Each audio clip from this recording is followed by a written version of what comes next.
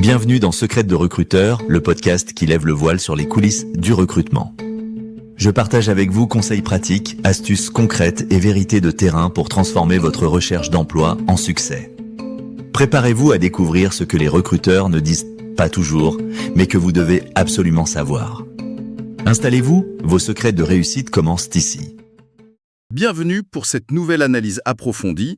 Aujourd'hui, on se penche sur le marché de l'emploi en Suisse avec une projection vers 2025. Notre point de départ, c'est un article qui a identifié 7 secteurs particulièrement porteurs pour le recrutement.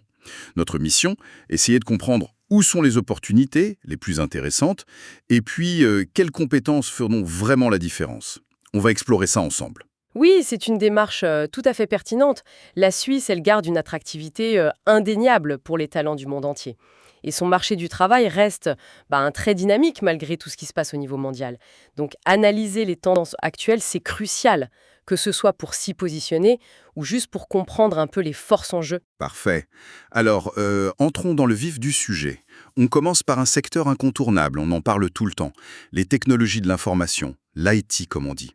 Ça recouvre tout ce qui est informatique, logiciel, réseau, données. Le moteur principal, sans grande surprise, c'est la transformation digitale. Elle s'accélère partout et la pandémie a encore mis un coup d'accélérateur. La demande pour les profils qualifiés est décrite comme énorme, colossale même. On pense aux développeurs web, aux ingénieurs logiciels bien sûr, mais aussi aux spécialistes en cybersécurité, aux experts en IA. L'article insiste aussi sur l'investissement vraiment massif des entreprises suisses dans le numérique, que ce soit pour les applis mobiles, la gestion des bases de données, l'analyse de data. Et il y a un chiffre qui marque, un salaire moyen qui peut monter jusqu'à 120 000 francs suisses par an pour les gens expérimentés. Oui, et ce qui est fondamental, c'est de voir comment cette infrastructure numérique est devenue la colonne vertébrale de l'économie, en fait. Pour réussir là-dedans, il faut des compétences techniques pointues.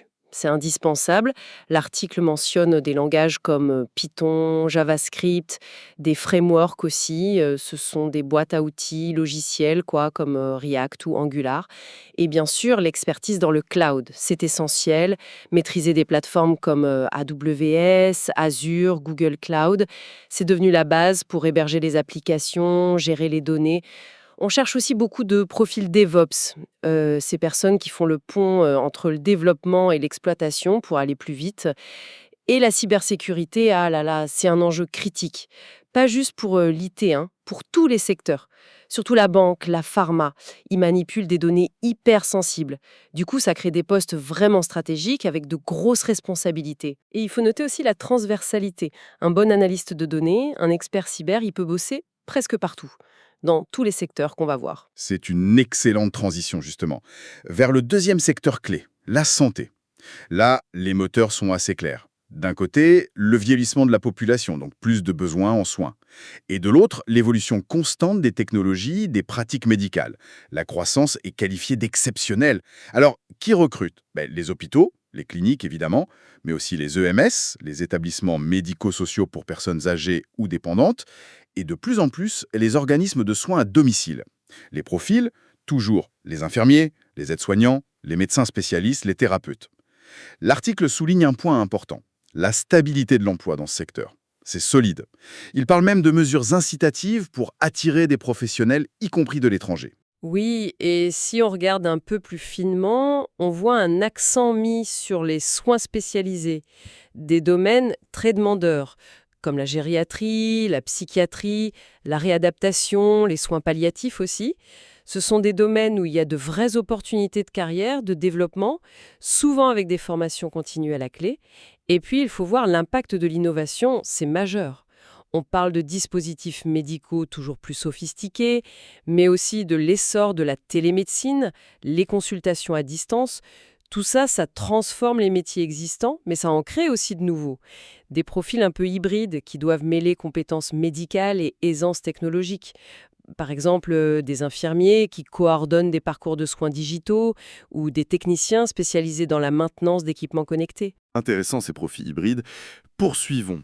Le troisième secteur, c'est celui qui fait un peu la réputation de la Suisse. Hmm. L'ingénierie et l'industrie manufacturière. On pense tout de suite à l'horlogerie, la mécanique de précision, mais aussi la chimie, la pharma. Donc il y a un besoin constant d'ingénieurs. C'est clair. Mais l'article dit bien qu'il ne s'agit pas juste de maintenir un savoir-faire traditionnel, il faut l'associer aux nouvelles technologies. Et c'est là que ça devient particulièrement intéressant, avec l'arrivée de ce qu'on appelle l'industrie 4.0. L'industrie 4.0, oui, c'est la quatrième révolution industrielle en fait. La numérisation, l'interconnexion des usines. Concrètement, ça veut dire intégrer l'IA, l'Internet des objets, la robotique avancée, l'analyse de données massives, directement dans la production. Pour les entreprises suisses qui sont très tournées vers l'export, la haute valeur ajoutée, c'est un levier de compétitivité énorme. Du coup, forte demande pour des ingénieurs en automatisation, en robotique, des experts en optimisation des processus pour gérer ces usines intelligentes. Et en parallèle, il y a un autre mouvement de fond, la transition écologique. Ça transforme aussi ce secteur. Les entreprises cherchent des compétences en éco-conception, comment faire des produits plus durables, moins gourmands en ressources, en optimisation énergétique, en économie circulaire aussi, comment réutiliser, réparer, recycler. Les perspectives sont fortes dans les énergies renouvelables, solaire, éolien, géothermie et l'efficacité énergétique, avec par exemple le développement des smart grids, ces réseaux électriques intelligents. C'est fou de voir comment le numérique et l'écologie se croisent dans l'industrie. Abordons le quatrième secteur, les services financiers. Un pilier historique de l'économie suisse, même s'il est en pleine mutation. Le recrutement reste soutenu, d'après l'article. Dans les banques traditionnelles, les assurances, la gestion d'actifs et les fameuses fintech. Oui, les fintechs, ces startups qui mélangent finance et technologie. Elles connaissent un essor remarquable en Suisse. Elles proposent des services innovants. Paiements digitaux, gestion d'actifs automatisés, services sur les cryptos, assurance digitale. Elles attirent beaucoup de talents, beaucoup d'investissements. Elles sont aidées par un environnement réglementaire jugé stable et fiable. Et d'ailleurs, cette réglementation stable, elle crée aussi des besoins spécifiques. Les institutions financières, nouvelles ou anciennes, ont besoin de juristes spécialisés, d'experts en conformité, la compliance, s'assurer qu'on respecte toutes les règles, et de spécialistes de la gestion des risques. C'est crucial. Plus globalement, la digitalisation redéfinit les compétences partout dans le secteur. L'article pointe le besoin de profils très pointus, trading algorithmique, experts blockchain, développeurs d'applis bancaires sécurisés, ou encore des analystes capables d'exploiter les données financières pour prendre de meilleures décisions. On assiste vraiment à une fusion entre l'expertise financière classique et les compétences tech de pointe. D'accord. Explorons le secteur suivant, l'éducation et la formation. Les défis sont importants, nous dit l'article, liés à la démographie dans les classes, aux nouvelles attentes pédagogiques et bien sûr l'intégration du numérique. Qui recrute? Les écoles, les universités, les centres de formation pro, mais aussi de plus en plus d'organismes privés de formation continue. Les rôles principaux, ça reste enseignants, formateurs, mais aussi spécialistes en ingénierie pédagogique. Oui, et le numérique éducatif, ça ouvre la voie à de nouveaux métiers. C'est passionnant. On cherche des concepteurs de parcours e-learning, des spécialistes des technologies éducatives pour aider les enseignants, les institutions, des coordinateurs de formation digitale en entreprise aussi. Ces profils, ils doivent avoir une double compétence, pédagogique et technologique. Et il ne faut pas oublier le système duel suisse, l'apprentissage, ce modèle qui combine école et entreprise. Il y a un besoin constant de maîtres d'apprentissage qualifiés, motivés dans les entreprises, pour encadrer les jeunes, transmettre le savoir-faire. Enfin, la formation continue pour adultes est en pleine expansion. C'est énorme. Avec l'évolution rapide des métiers, des technologies, beaucoup de gens cherchent à se reconvertir, à acquérir de nouvelles compétences. Du coup, grosse demande pour des formations adaptées, flexibles. La capacité à former et à s'adapter, ça devient une compétence clé en soi. Très juste. Passons à l'avant-dernier secteur, le commerce et la logistique. Là, le moteur, c'est clairement l'évolution de nos habitudes, l'essor spectaculaire du e-commerce. Ça force toutes les entreprises, de la petite boutique au grand groupe, à repenser leur chaîne d'approvisionnement, leur distribution, à investir massivement. Et donc, la demande est très forte dans les métiers de la logistique. Absolument. Les rôles clés cités, ce sont les responsables d'entrepôt, les coordinateurs de transport, les spécialistes de la supply chain, donc gérer toute la chaîne des fournisseurs au client final, et les experts en optimisation logistique. Le but, rendre les flux plus rapides, plus fiables, moins chers, tout en améliorant l'expérience client. D'ailleurs, la position centrale de la Suisse en Europe, ça en fait une plaque tournante naturelle. En parallèle, le boom du e-commerce crée ses propres besoins. Les experts en marketing digital, gestionnaires de boutiques en ligne, spécialistes de l'UX, l'expérience utilisateur pour que ce soit simple et agréable d'utiliser un site ou une app. Et puis des analyses de performance web pour mesurer et optimiser les ventes en ligne. Ce qui devient essentiel aujourd'hui, c'est l'approche omnicanal, c'est-à-dire offrir une expérience client fluide, peu importe le canal. Magasin, site web, appli, réseaux sociaux. Ça demande des compétences transversales pour tout coordonner. Logique. Et on termine ce panorama avec l'hôtellerie-restauration. Après avoir été très touché par la pandémie, ce secteur connaîtrait une vraie renaissance, selon l'article. La demande touristique repart fort, donc vague de recrutement dans les hôtels, les restos, les loisirs, chez les traiteurs. L'article note une évolution intéressante, une prise de conscience sur la qualité de vie au travail. Des efforts sur les horaires, la flexibilité, la formation, ça rendrait le secteur plus attractif, surtout pour les jeunes. Oui, et une tendance de fond, c'est l'orientation vers un tourisme plus durable, plus authentique. Les clients cherchent des expériences qui ont du sens, qui respectent l'environnement, les cultures locales. Les établissements qui réussissent sont ceux qui valorisent les produits régionaux, les traditions, qui proposent des activités éco-responsables. Ça crée un besoin de professionnels compétents dans leur métier, mais aussi sensibles à ces enjeux, capables de créer et promouvoir ce type d'offres. C'est un vrai plus. En même temps, la technologie transforme aussi le secteur. La digitalisation de l'hôtellerie avance à vitesse prouvée. Réservation en ligne, gestion de la relation client, mais aussi des outils de revenu management pour optimiser les prix des chambres. C'est assez sophistiqué. L'expérience client digitale avant, pendant, après le séjour, c'est devenu crucial. Donc il y a des opportunités pour des profils avec ces compétences technologiques appliquées à l'hôtellerie.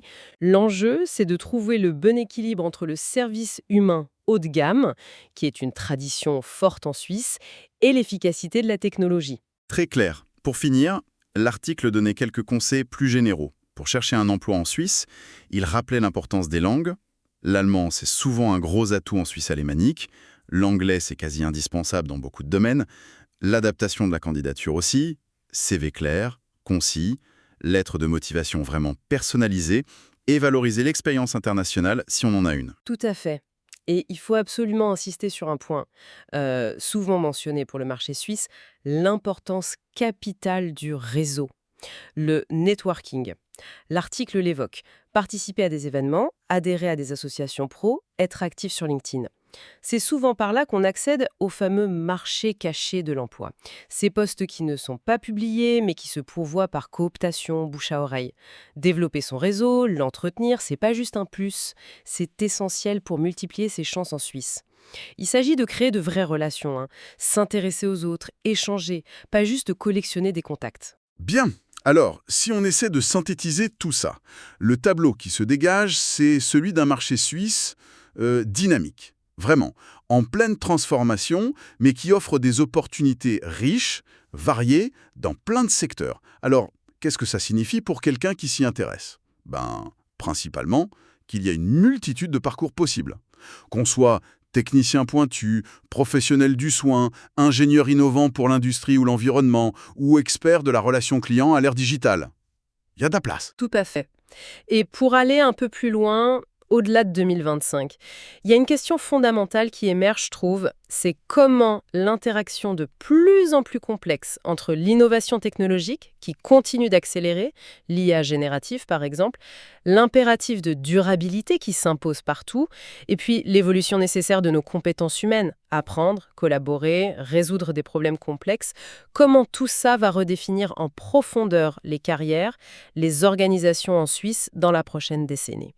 Plus précisément, comment on va trouver le bon équilibre entre l'automatisation croissante de plein de tâches, même intellectuelles, et la valorisation de ce qui fait notre humanité, la créativité, l'intelligence émotionnelle, le jugement critique, l'éthique.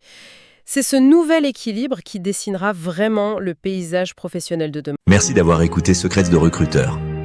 J'espère que ces conseils vous aideront à avancer vers le job qui vous correspond vraiment.